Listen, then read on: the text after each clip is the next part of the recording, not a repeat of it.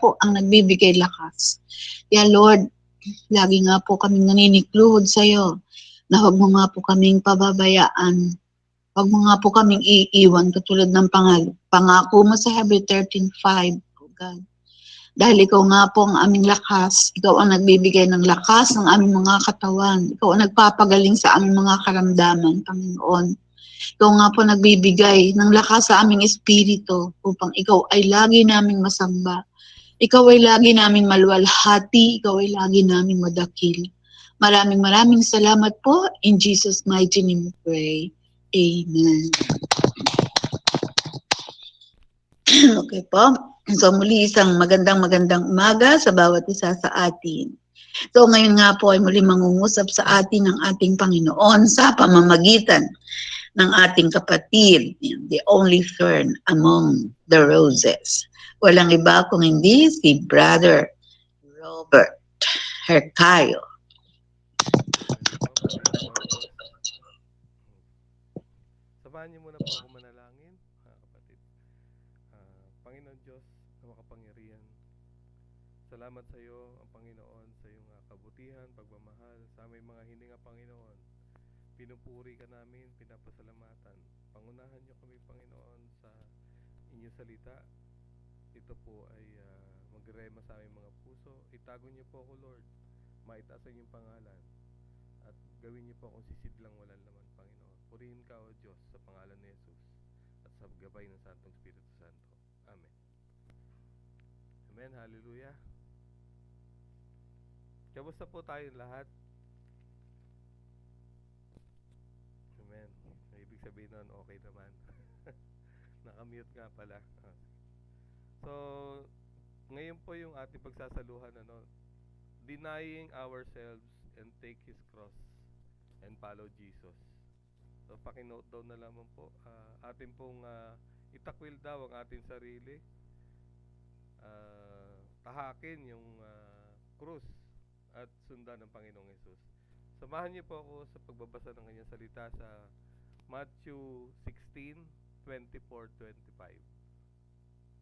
At sinasabi po dito, sinabi ni Jesus sa kanyang mga alagad, sino mang nagnanais sumunod sa akin ay kailangang itakwil ang kanyang sarili, pasanin ang kanyang krus at sumunod sa akin.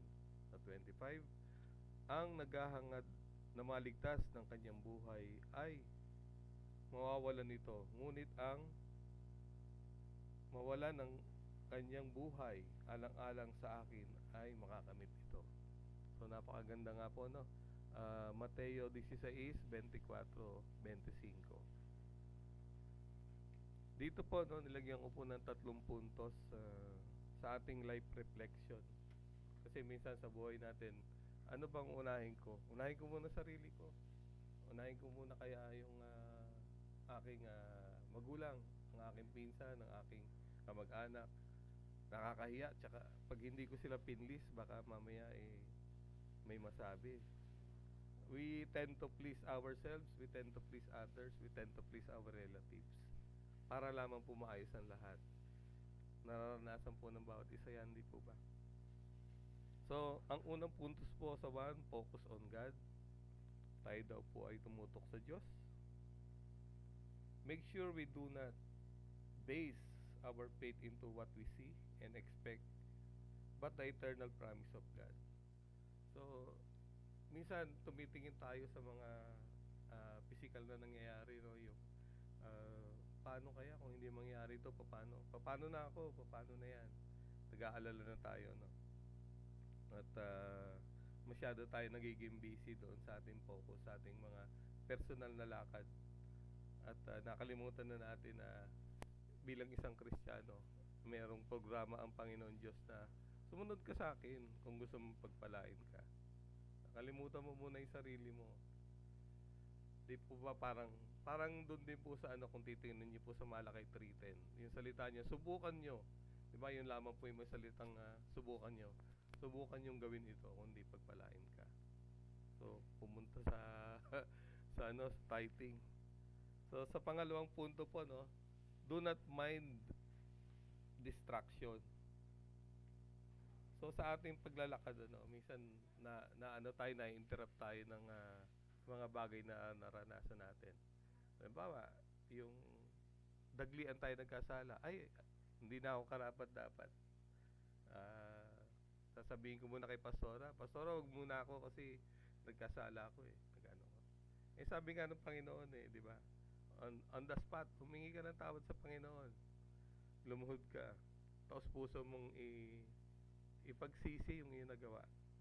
Patatawarin ka ng Diyos. Sabi ka, He is faithful and just to forgive our sins.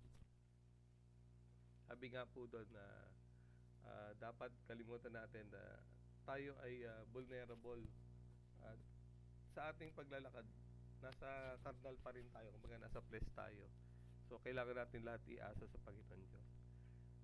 So, eto na po yung pangatlo, no? Ang una po ulitin ko, focus on God. Pangalawa po, do not mind distraction. At eto po pangatlo ay accomplish God's command. So, make sure na yung ating, kumbaga sa salitang carnal, bucket list natin.